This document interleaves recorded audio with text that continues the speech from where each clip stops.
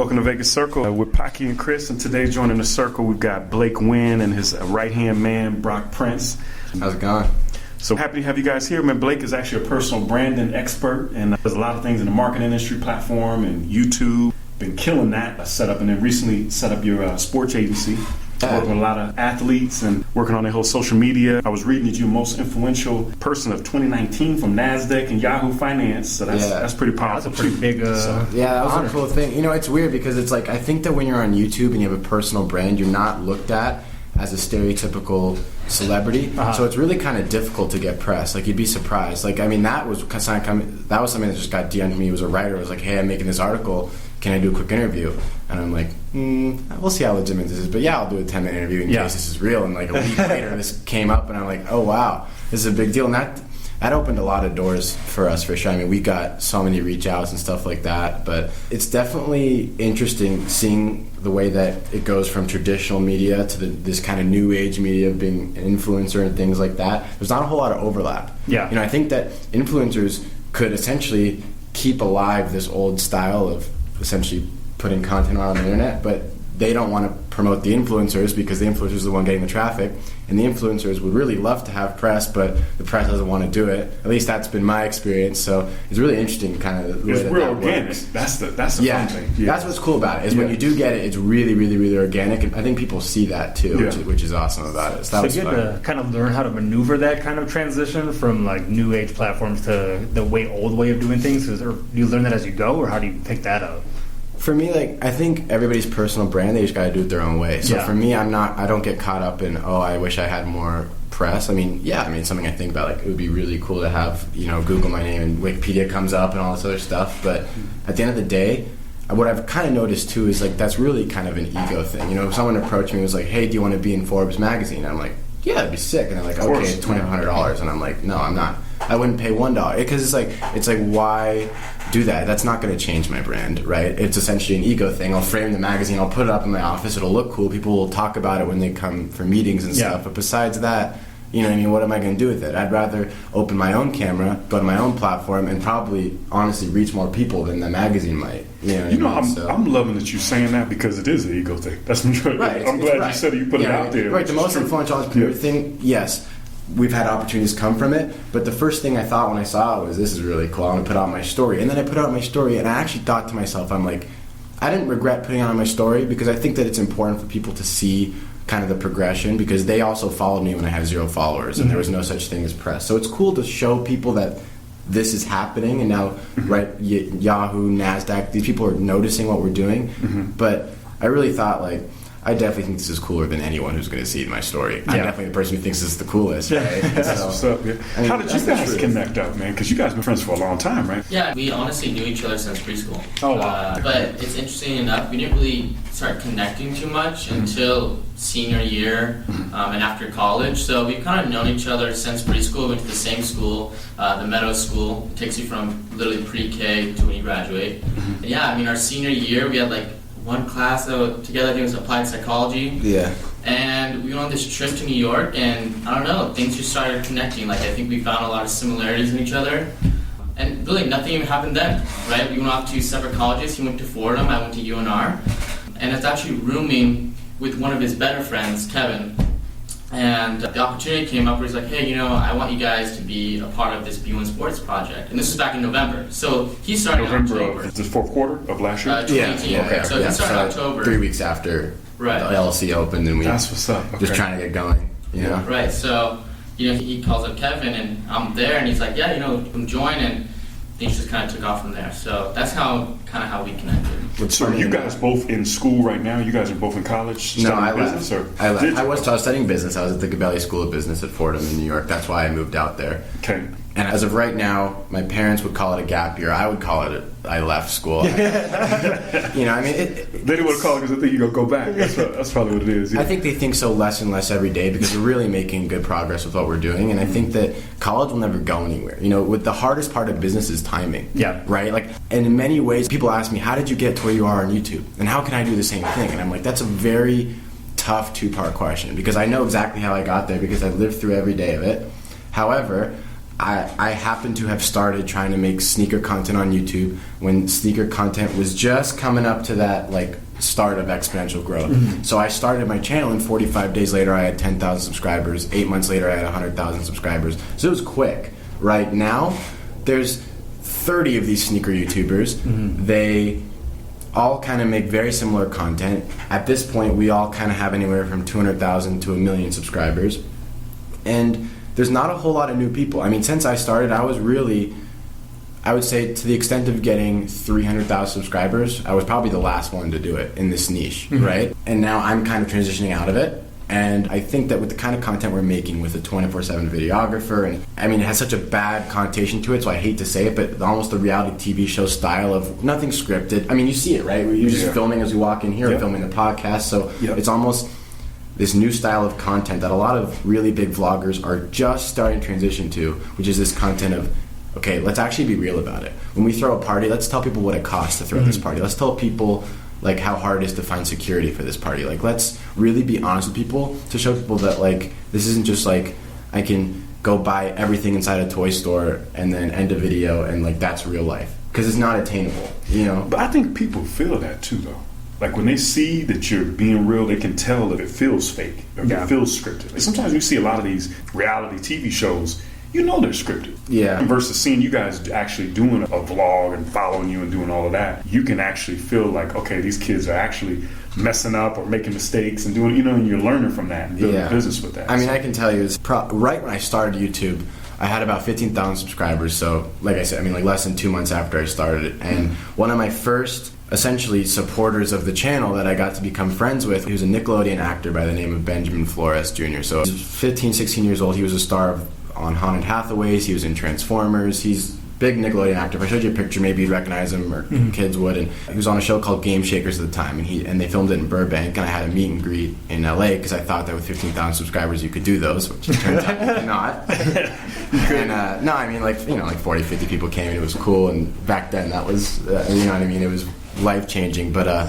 he was like to the event, and he was like, come audition to be an extra on the show. And I'm like, okay. And he's like, you only have to memorize like 3 lines and you can try out and I can help push you through. I didn't even remember the 3 lines. Showed up, didn't remember him, and then I was like, you know what, I'm just one of his friends. I ended up just watching him shoot. Like, I mean, that's the only time I've tried memorizing things. So to try to do a reality TV show with scripts and stuff like that, like, it's not happening. It's absolutely not. You know? So did you kind of fall into this, like the whole marketing platform, the YouTube channel? Did you originally start it as a hobby and then kind of I mean, there was really a couple different things. There was 2 moments that I can remember that I'm like, okay, this is what has to change. Number 1 was year over year, I hadn't grown a whole lot. I hadn't gone down by any means. My growth in reselling was about 5% year over year, and that was cool, but I'm like, you know what? Right now I can be aggressive because I'm 16 years old. I don't have any bills. I don't have really any responsibilities besides I need this money to take my girlfriend on a date. Like, right? Like, besides that, you don't really have responsibilities. Man, I miss that so much. Yeah, right? I miss it now too. I'm 19 and I'm like, after seeing the bills from last month moving, I'm like, you know, and the second part of that was right before I started my channel, I took my mom's camcorder to this event called SneakerCon in San Francisco. And there was this guy named Kais Omar who really helped jumpstart my channel. And he had his like first ever meet and greet. He had like 120,000 subscribers at the time, and he had a meet and greet. And I went to all these events selling sneakers, and he was a couple tables over from me, and his line was 300 people deep to meet him.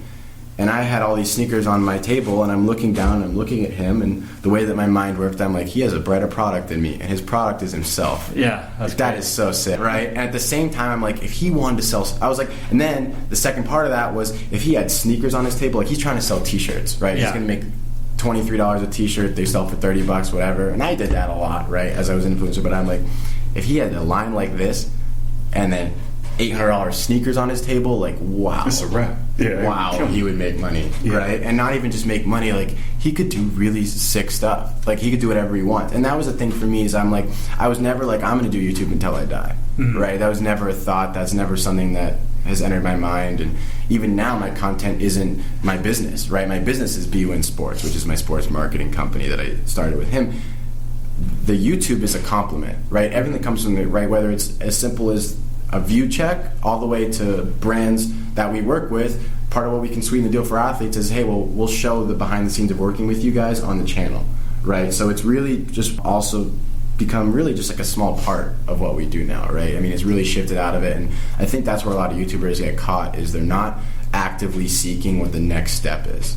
Right, I mean, you're not going to be relevant for 80 years on the internet. Sure. No one's going to be relevant for 80 years. Like, no one's going to care who Kim Kardashian is in 50 years. Exactly. And she is probably the most famous person on the planet right now. And she's going to be worth hundreds and millions, if not billions of dollars, and her life will be sick, and she'll still be married to Kanye. Like, nothing will suck from it. But when she's 85 years old, there'll be a headline one day when she dies, and then people will care for a day and post about it on Instagram, and then that'll be it.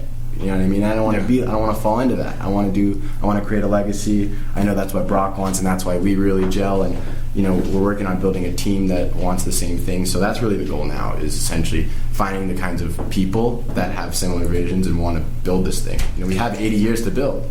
You got the right vision, man. So have you been following like a lot of the PR firms and a lot of other firms like the Rock Nations of the world and things like that that's kind of inspired to do this, or you're just trying to do in your own lane? Honestly, good. I'm gonna be honest with you. No, I mean, and it's not knocking them. I think Rock Nation does a lot right. Like, I think a lot of people are doing a lot of things right. I mean, I think that even in our world, like sports marketing companies, like a company like Everett, CAA, Logody, like there are people doing it right, but they haven't accessed that level yet. So it's like, yeah, I could watch these big agencies. I could go, right, and I've met Drew Rosenhaus a few times. Like, that's the biggest agent in the world. Like, I can go talk to Drew Rosenhaus, and he could explain to me how he does what he does, and I will learn a lot. The problem is what he can't explain to me is the level that I know is there that even he hasn't touched yet, right? And we'll do something that'll be like, every other agency will be like, how did they pull that off? We haven't done that yet, I'm going to be honest, right? We haven't had that moment where it's like, okay, there's the new level, but I know what it is, right? And that's the difference, is how much can you watch and try to replicate when you want to be better? Right? How are you going to be better than somebody if you're just trying to replicate what they're doing on a smaller scale? Push the envelope. Right. Like, I don't have $1 billion, right? Or, I mean, I think Drew Rosenhaus is worth 150 or something like that. I don't have $150 million, so I can't replicate exactly what he's doing, and I don't want to. So, yeah, I mean, I pay attention to see little tactics and things, but besides that, I mean, we really have kind of come up with our own process of really trying to do things the right way, and that's his thing. So he's the COO, so he's really on the operational side and really figuring out what works, what doesn't, and really on the day-to-day level, that's really what he does more than I do. I'm more of we have a big activation coming up with the WWE, so I set that up, I'm doing that, versus he's doing a lot more of the day-to-day operations of it, reminding every athlete, you got to post this at this time, and this is who it's for, and all that kind of stuff. So that's where we're at now, and building out the team and having fun with it. So what is Wynn Sports specifically? Because it's a marketing agency, so what do you do, and how do you kind of correlate that to athletes or even the WWE? Are you specifically targeting like their whole marketing campaigns? I don't want to say it in the way that there's a negative connotation to it, but first off, no matter what company you are, if you have a big enough budget to work with NFL stars, you can't just work with NFL stars. You should be working with influencers. You should be working with musicians and everything else. And I think that's where a lot of companies go wrong is, I mean, we have times, right, where you email somebody and like, oh, we really are looking for rappers right now. And it's like, okay, then keep looking, but use athletes and use influencers too. Right? There's more to it than just that. And it depends what the product is and so on. But a big, company should be working with everybody. Like we have an activation coming up with a company called My Geology, which is a skincare company. And, right, I mean, a skincare company, if you have tunnel vision, you'd be like, we need to get beautiful girls on Instagram, and that's it, right? And at the same time, they're like, well, how about the Cowboys defensive tackle, right? And I love that. I think that's so cool. So that's really what we do is bringing really neat collaborations that not only are good for the athlete in terms of it shows that they're cooperating with brands and it shows that their platform's worth something and so on and so forth, but it's really underpriced attention. Right, and it's diversity too. Right, is wide variety. Right, how sick is it to see the Cowboys defensive tackle post about skincare? Yeah, you know what I mean. It's sick. Yeah, and it works for the company. But also, that's a huge industry in skincare and makeup and all that stuff. Yeah, his followers are kind of an untapped market. Those are the people that are going to go buy those skincare products. So it is like a diversity that you're not used to. It's different. I think too, another thing to consider is the kind of shift in the influencer market from like the macro influencer and the micro influencer. So like we have star athletes, but we're not working with Odell or Saquon who have that face. Sure. Like a lot of our athletes, that's the thing with the NFL. Like they have helmets on, so you don't know like the face. And I've just known that there's been a disconnect between the macro influencer and the brand and the audience, because like you said, consumers are smart today. You know, they see through scripted content. You know, the macro influencers get brand deals left and right. They become mouthpiece for promotions. Sure. And so we're typically working with still solid fan bases, you know, tens of thousands of followers, but they're people who typically don't promote brands. And so when the audience sees that, it comes across much more positively than your bigger people. You know, it's going to be honestly probably better than Kim Kardashian because, you know what I mean? Everyone knows that's paid for. These younger guys, it's more organic, really. Yeah, and I'm seeing that more. Like I remember back in the day, you'd always see like product placement. And you see all these different things, and everything is coming full circle with you being able to have your own lane. So it's exciting to see what you guys are doing. It's so young. It's cool, man. So how do you guys choose who you work with? I think that essentially really the big goal is, it's not so much who we work with as what can we do with you specifically. See, that's the big difference is, I want to work with Amazon, right? But if Amazon says we want them to post a picture holding a product, #ad, then you don't want to work with them, right? So it's not so much who we're working with, it's what we can do with them, right? Because essentially the biggest thing that we want to do is drive results for the company. So they want to go with us again, right? And so if we want to drive results, we can't drive those with #ad. You can look through my Instagram, and I'll be honest with you, 1 in every 3 to 4 posts is probably sponsored.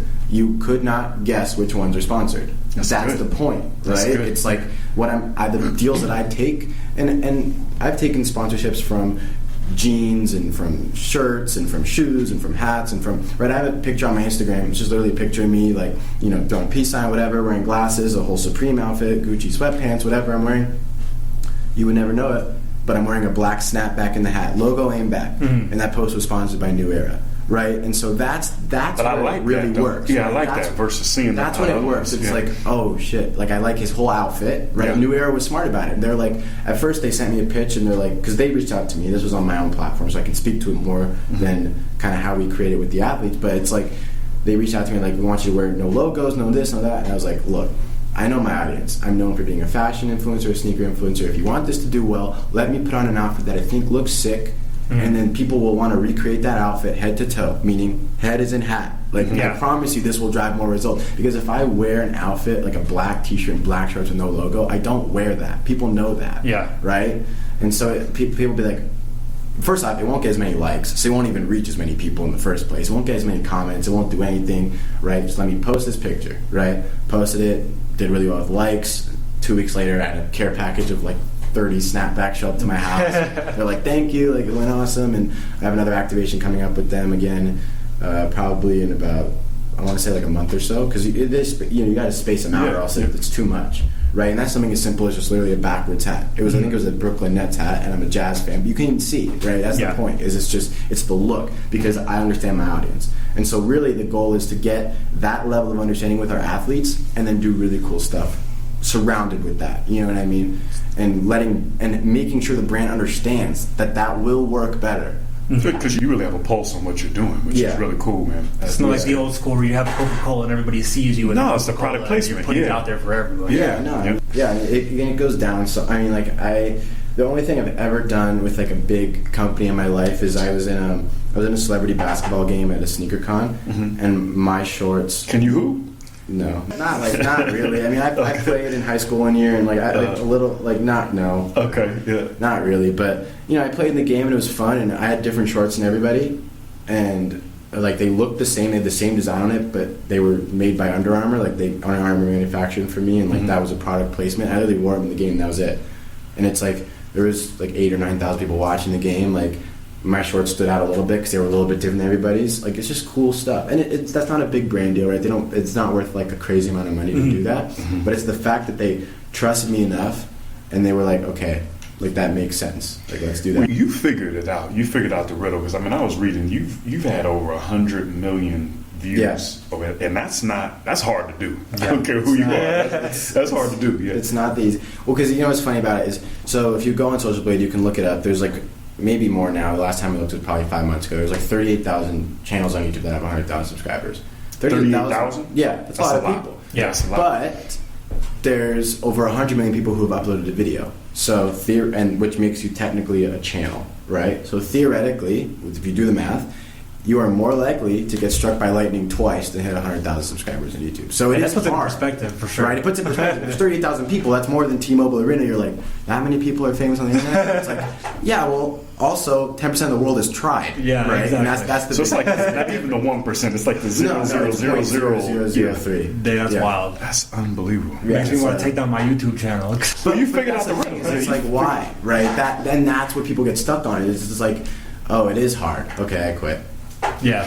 So That's really why I made it, is because I didn't Yeah. quit, right? And it's like, yeah, so I hit 10,000 subscribers in 45 days, right? But the other stat I didn't mention was I posted 43 videos in 45 days. Yeah. Right? So it's not an accident that this kind of stuff happened. It was like the process was there, right? And of course, I had help, and I'm always really open about that. Like I said, that guy Kais Omar, he had 125,000 subscribers at the time. He did a feature on me, and I gained subscribers through that. And I had the resources because I was financially successful in my previous business. I was able to fly to these sneaker events and go try to meet people and pass out business cards and the whole thing.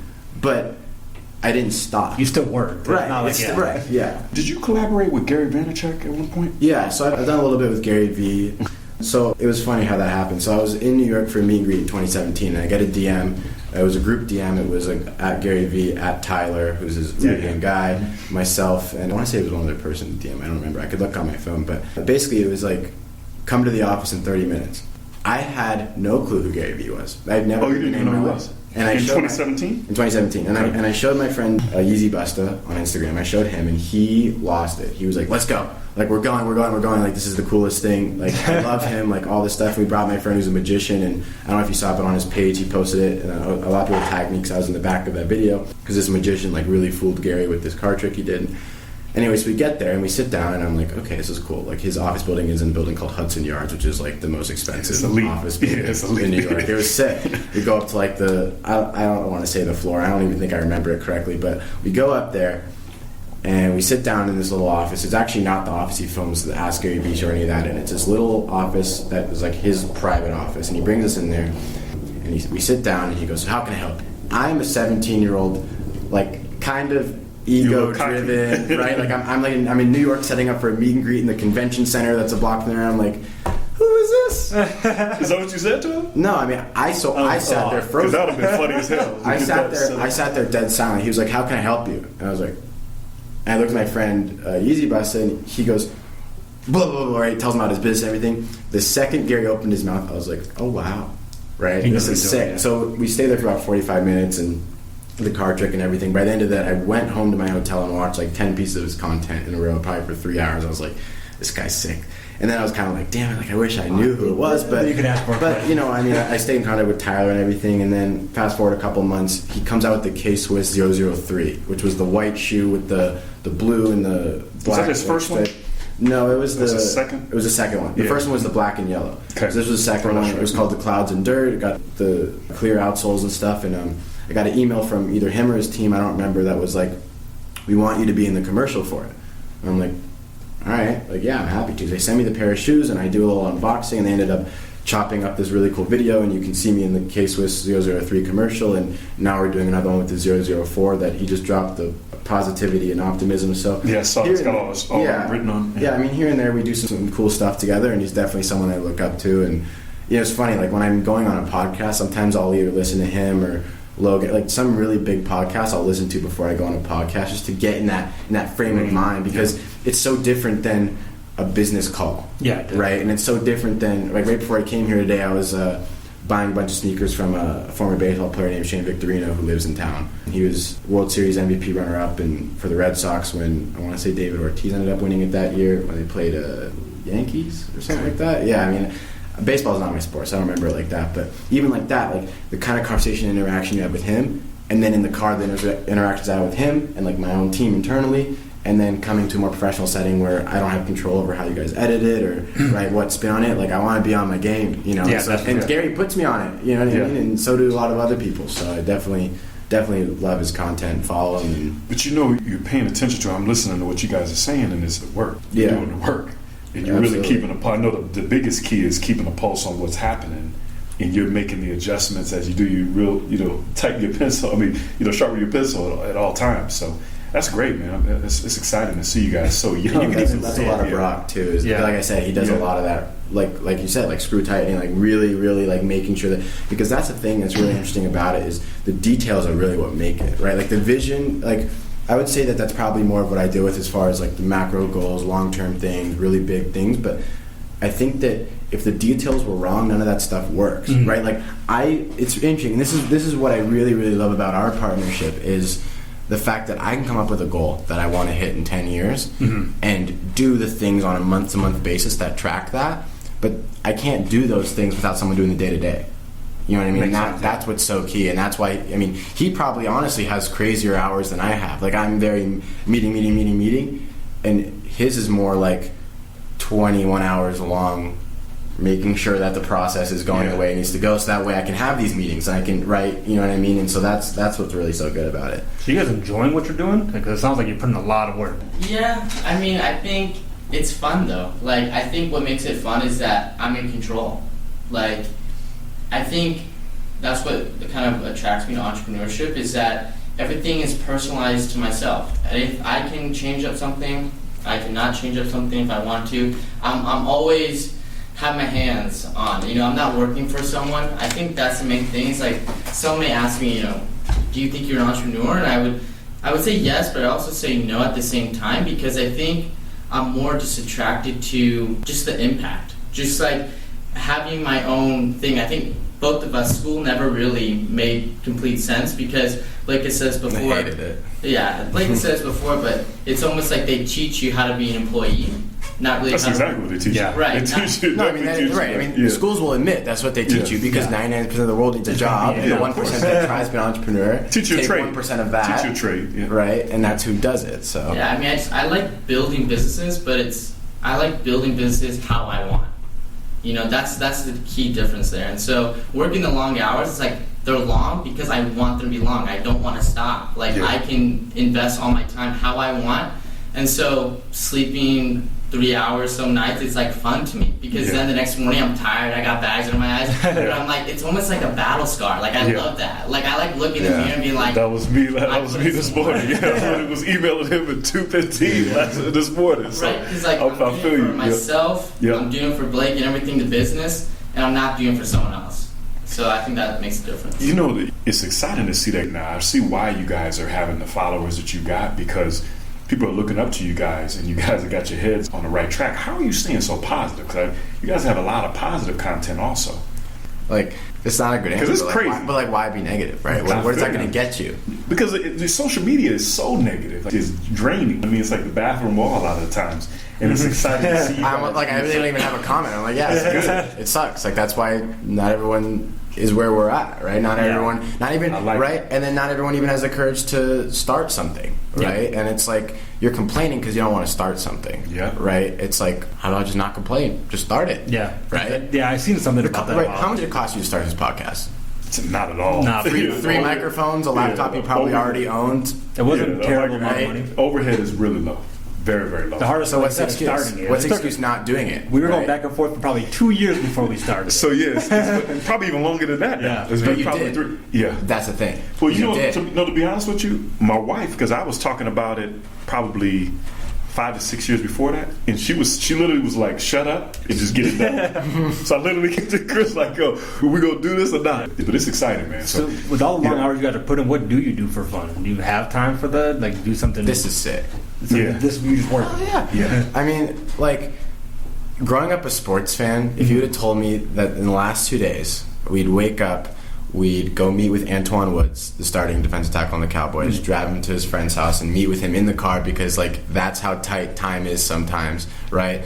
And then go to Shane Victorino's storage unit, buy 200 pairs of shoes from him, right? Then go be on a podcast. Then like tomorrow, I guess I can say it, like tomorrow I have a meeting with Tom Brady over the phone, like those kinds of things, right? It's like, it's pretty fun. I wouldn't complain. Yeah, I mean, there's times where you're sitting there and you're emailing and you're doing things and you're like, this isn't the most fun. But if I was sending an email at a desk job, that'd be a little worse. At least you're saying boring as hell, man. Yeah, I'm sending an email saying, no, I don't want X amount. I would like more than that, and this is what I can offer, right? Sure. You know what I mean? So they're cool emails still, right? And of course, like, watching sports, yeah, really not a lot of free time. I mean, it's hard, right? How do you have free time if, like Gary says it best, if you have the audacity to say that you're going to work for yourself and then you're not going to work, how does that work out? Exactly, yeah. Right? So if you take the stance of I'm going to be a CEO, I'm going to call myself a CEO at 19, but I don't want to call myself CEO, I want to be a CEO. Like, he's not going to call himself a COO and then do nothing, right? Yeah. And that's really the difference, is it's like, it's really hard. You know, like that internal pressure to be successful, like failure is not even like an option. No, failure is totally an option. Oh, really? Failure is an option in the sense of, here's my stance on failure. I would rather spend $30,000 in one day and realize that was a failure than spend $10,000 over the course of 8 months and realize that was a failure. Because time is really the part that you can't get back. And that exact analogy has happened in my life. The $30,000 has happened, and the $10,000 over 8 months is what I would consider my freshman year in college to be. Yeah. Right? Yeah. That was a failure because the first 8 months of our business, I had to write papers and stuff. Like, that wasted time that I could have spent. Like, that was the hard months, right? It's not as hard to run a business when you have a team of 30 people and so on and so forth. It's hard to run a business when you're living in a dorm with 8 clients that you don't know how to manage yet, and you're trying to figure out how to work this out, and you're 19 years old and you're pitching stuff to companies that you don't even know how to pitch properly, and you're learning, and I mean, that's when it's hard. And but that's real school, though. You really do it. Yeah, the real. No, I mean, real that's my biggest failure recently, was not literally telling my parents, like, I'm done. Like, I'm not going to another class. I'm not writing another paper, because my parents want to, and you know what? They're very, very supportive parents, and they're very on board with what I do now. But during the time, like, you're not doing it. I'm like, you know what? For you to decide how I'm going to live my life, I'm not financially dependent, right? I have really high bills. I have a very, quite honestly, expensive lifestyle. I have to decide how to do it myself. I mean, you can attest to it. Like, we have 2 places right now. Like, we go on trips. Like, we do really fun stuff, right? Yeah. And that stuff's expensive. We just, like you said, we just brought on a videographer. We brought on 2 other people the same day that we brought him on. It's expensive. You know what I mean? And so you gotta make sure that you're doing things that allow you to do that, right? And I don't like the entrepreneurs that say, like, money doesn't matter, because it does. That's stupid. Like, if money doesn't matter, then go get a hobby and don't monetize it. You know what I mean? Exactly. I don't think you should be motivated by money, because then you're going to do things that aren't in your long-term interest, but you'll get a really quick check, and then you'll go buy a dumbass watch, and then the check's over, and then, right, you don't have any long-term. Yeah. But you have to be aware of it, right? It's a business. So, I mean, that's a whole other thing. They're like, it doesn't matter. No, it matters. Yeah, because it all adds up, man. So, what do you guys like about, because you're living in Vegas now and New York, right? So you go back and forth. Yeah. What do you, since we talk about Vegas Circle, of course, what do you like about Las Vegas? Well, Brock lives here full time. So. Yeah. You know, I think Las Vegas kind of has it all. I think just to start out, like, with the mountains around, like, we don't, besides the heat, like, what's our problem? You get no earthquakes, you get no tornadoes, no taxes. It's very, very business friendly, for sure. Yeah. So there's that, and then I think when people think of Vegas, they think the Strip. Of course. They think craziness, they think all that, but outside of that, it's like, that's why I like Vegas, because it's like there's a divide. You want to have fun, go on the Strip. Yeah. You don't, come on in the suburbs. Like, I like that whole divide, and the heat really doesn't bother me. So you grew up in it too, man. 20 years. Yeah, you know, I grew up here. It's like I cannot like it. You know? Yeah. I mean, I honestly never talk about it. I've never even talked about it publicly. But being the kind of show this is in the Vegas Circle podcast, I'll kind of touch on it. Like, growing up here, the city was always like, it was almost like I grew up, and I've never really been that close to Steve. So Steve Wynn is my uncle, which I'm sure you guys probably found on the internet and stuff. And I'm not super close. So not like there's anything bad, you know. My parents got divorced when I was younger, and you know, that kind of whole situation. But I was close to him until I was like 4 or 5, and I was almost raised in the way that, like, this is like literally the sky's the limit. Like, you see the building, like, with your name on it, like you know, you like understand that success is really just a factor of hard work. It's like attainable. And Vegas embodies that to me more than anything, because I still see the last name that I have on the building. And it motivates me, and it motivates me in a weird way that I've said once publicly, and he didn't like it when I said it then, and I'll say it again, and he'll call me again if he hears it. But I'm so serious. I want Steve to be remembered as my uncle. Like, that's it. You know, like, and not the bad That's what way. we were talking about before. He's done amazing things. Yeah. Like, he really changed the course of Las Vegas. I mean, he did the Bellagio, the Mirage, the TI, the Wynn, the Encore, the third one, Wynn Boston, Wynn Macau. I mean, he really was an amazing entrepreneur, and you can't really knock that. But I still want to do things better. And you want to do it your way. Yeah, and so I can't, like, same thing that we talked about before, I can't copy his blueprint, not even talking about hotels, but just the way that he conducts himself. Like, it's cool. He had, you know, I mean, his best friends growing up were Frank Sinatra and Bill Gates. Like, he had a really cool life, but, like, that's still not what I want. I still want the next level. Yeah, you know, it's different. That's But I think exciting. what's great about like you mentioned is that it shows you that those goals are attainable, where somebody else might not have seen that. And I was really lucky to be. I mean, not everyone is born into a family that can, right? That almost like, it's not even that they say that you can do anything. Like, I saw it. Yeah. I saw Steve do anything he wanted. You know what I mean? And so, I mean, I think that's really kind of like why Vegas means a lot to me. And, you know, I mean, I grew up here.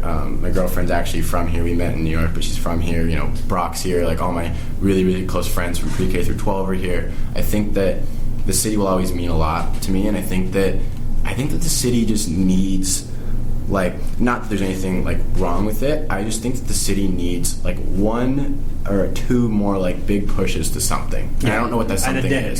That's Right, what we're trying to and figure I'll out. probably live through it. They're trying right now with the Knights and the Raiders and all this stuff, and it's coming into a much bigger city, and I think it should. I think that it's a good location.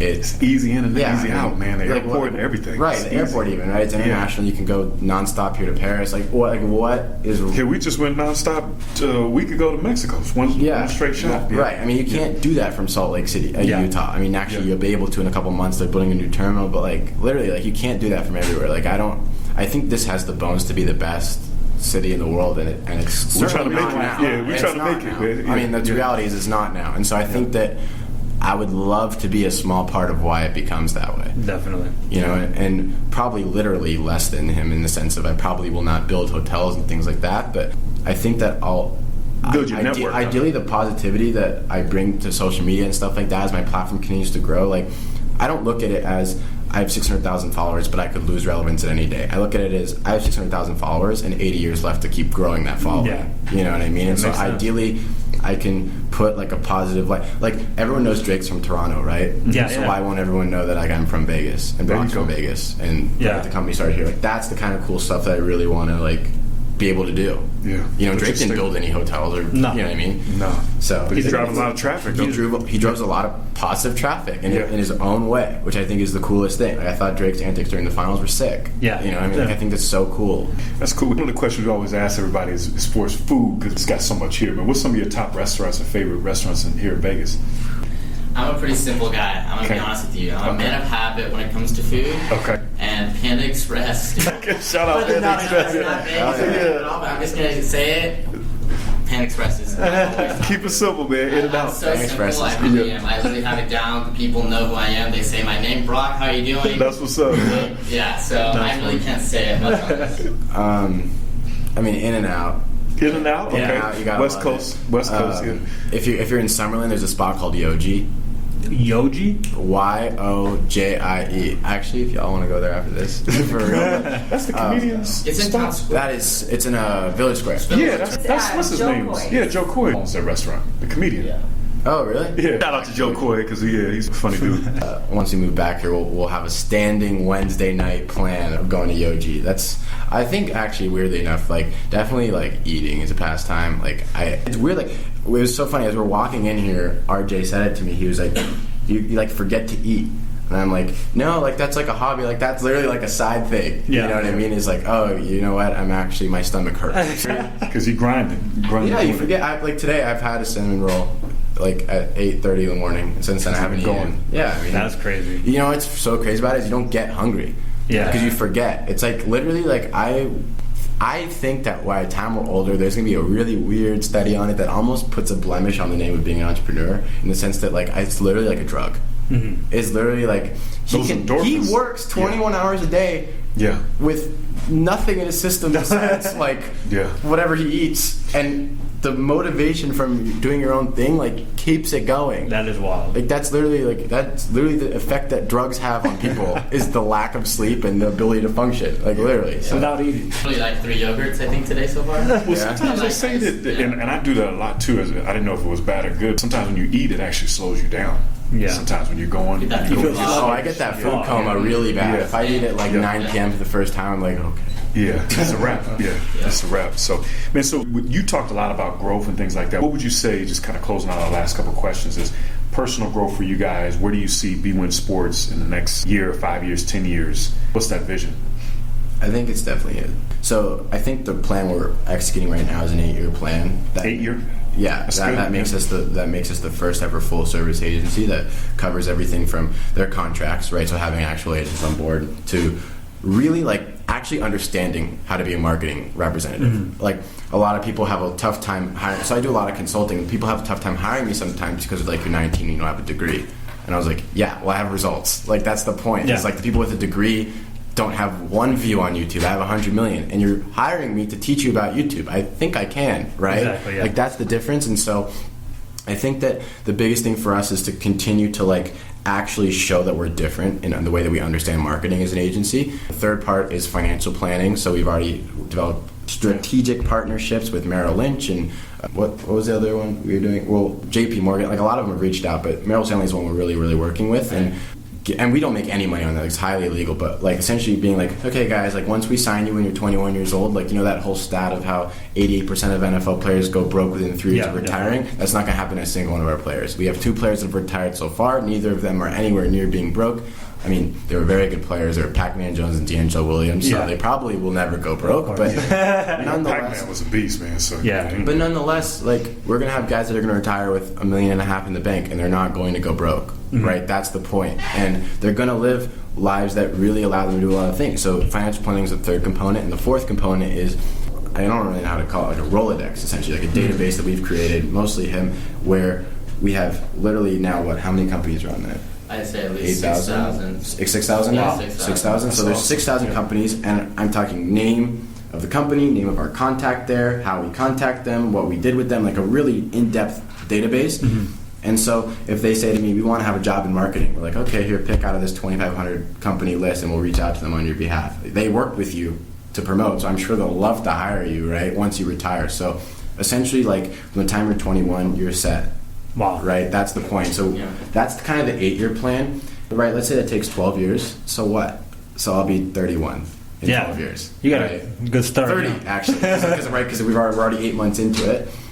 You know, and we have like 30 people we work with as far as their marketing stuff. And we do more than just NFL. We just got into NBA, so we just signed 3 guys that are going to be in Summer League. We have Gary Payton II, Reet Nabasahan, and Tyrell Corbin. And Gary Payton's son, huh? Yeah. Yeah, he played for Oregon State. Yeah, he's a baller, man. Yeah. I mean, he's played for the Lakers already, so I mean, he should be called up. He was in the G League last year. Same with the other, actually, one of our guys was playing in Europe last year, but he actually already has his contract.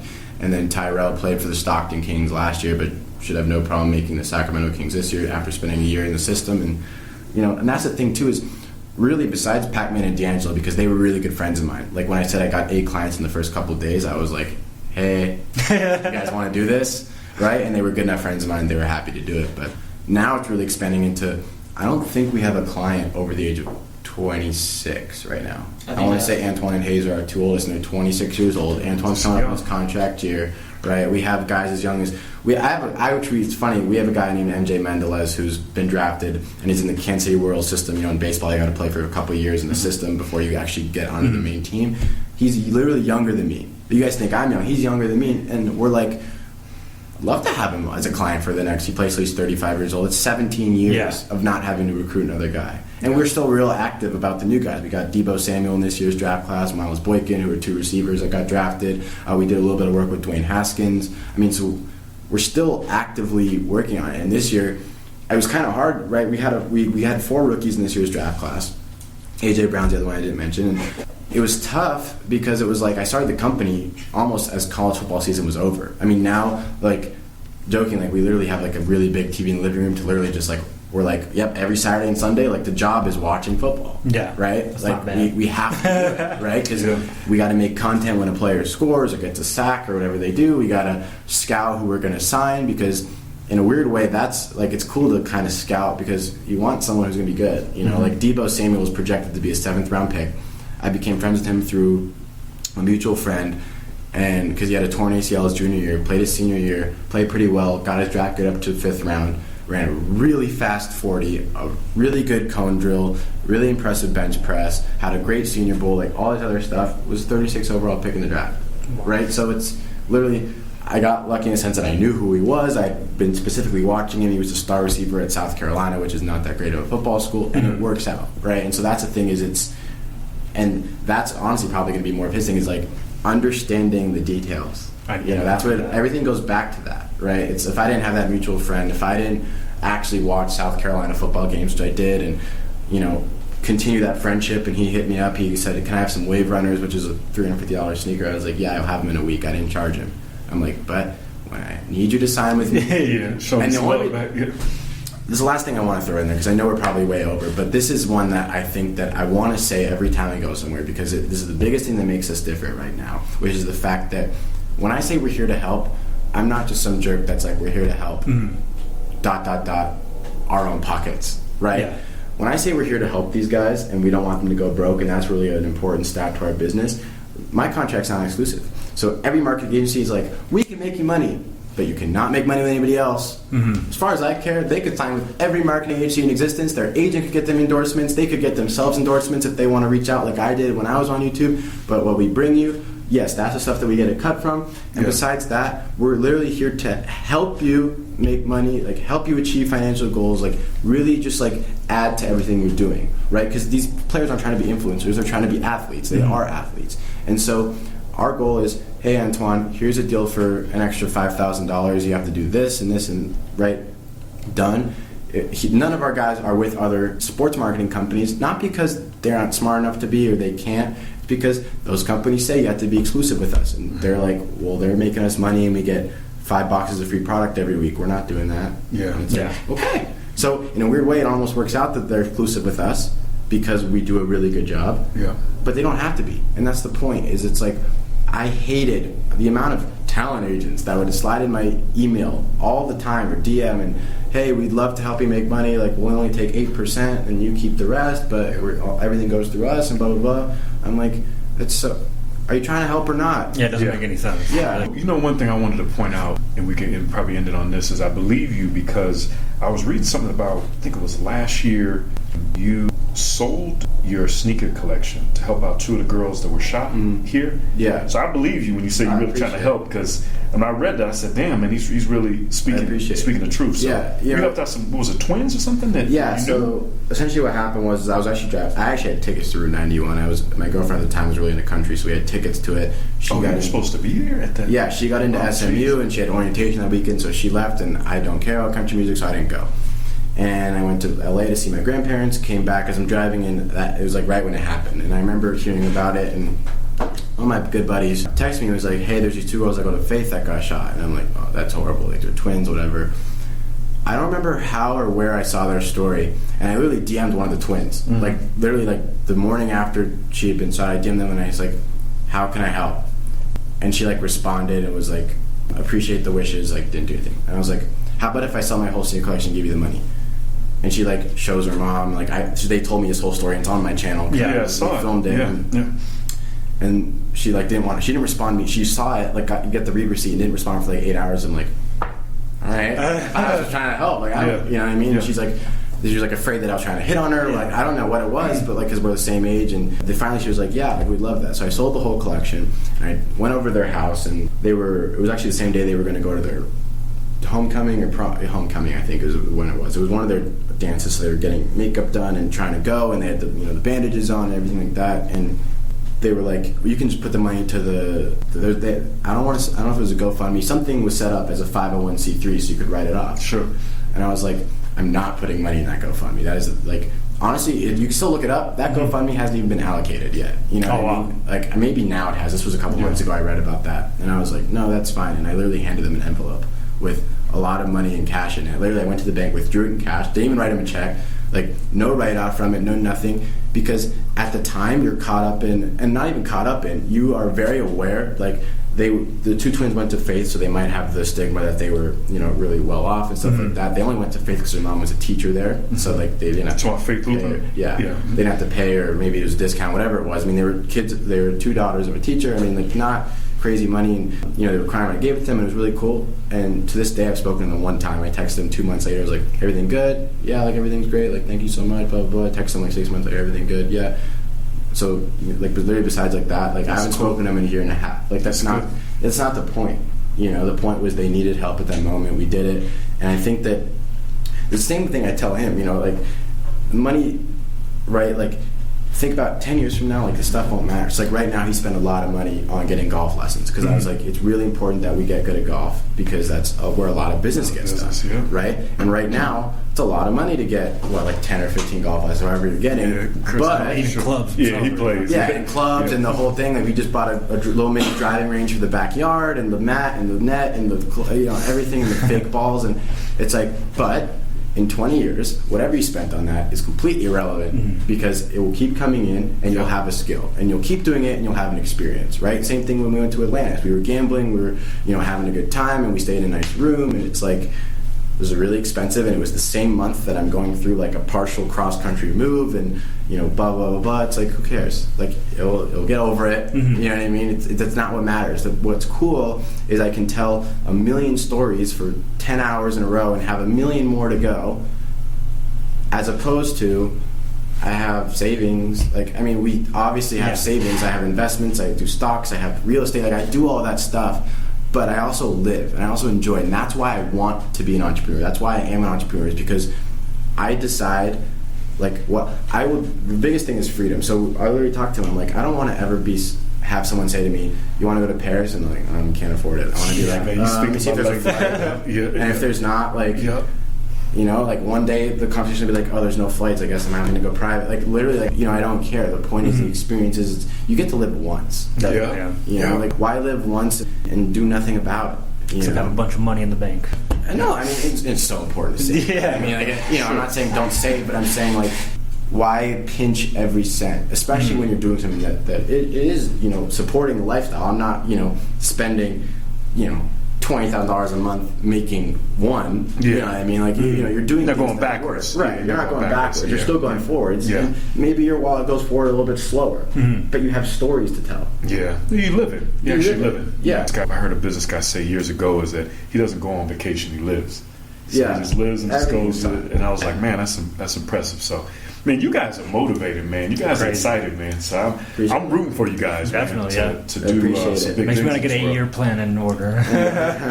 Definitely got to get you guys some of our clients as guests and stuff. That'd be awesome. That'd be fantastic. Can't wait to hear their episodes and stuff. Yeah, we love to help that. Just so you know, that's what Vegas Circle is about. So our platform is for that. So it's to give people like yourself the voice to be able to talk about what they're doing, what they're about to do, who they're connecting with. And we've been very successful at that. And where can people find you guys at? Can you shout out like your website, your social medias and things? Sure. Website www.b1sports.com. Okay. Instagram KBR Prince. And mine's just_Wynn. Okay. For now, hopefully I'm getting verified in the next couple of weeks, and then I can change my username to just like @Blake or @BlakeWynn or something. Because once you get verified, you could change your username. But for now, just_Wynn. And also check us out on LinkedIn. That's been something we've been trying to push more. Okay. We've noticed, I don't know if you guys are on LinkedIn or not. We are, we have pretty good following on there. So I think LinkedIn is going to be a lot of business is done, man. Right. Gary's actually been talking about that for a long time too. Yeah. So I got on it. I have like 30 people in my circle. So if you're watching this, you want to be one of the first in the circle, feel free. But I mean, it's an awesome platform. For me, it's like, the amount of attention that goes into actually growing something, it's got to be worth it. It didn't take one day to build my Instagram and YouTube. It took 3 years, and so I'm like, if I'm going to start a platform, I'm really going to go for it. And so that's why I really was holding off on LinkedIn. I'm like, I don't know if essentially adults are going to support a social network, but now it's coming around. Writing's on the wall. I believe in it now. So. Yeah. Well, we're excited, man. We appreciate having you. It was fun to hang out with you guys, man. Listen to your stories. So we'll have to have you guys come back on again once we see how it goes. So you can reach us at thevegascircle.com. We're on all the platforms. So awesome, guys. Thanks, man. Absolutely. Thank you.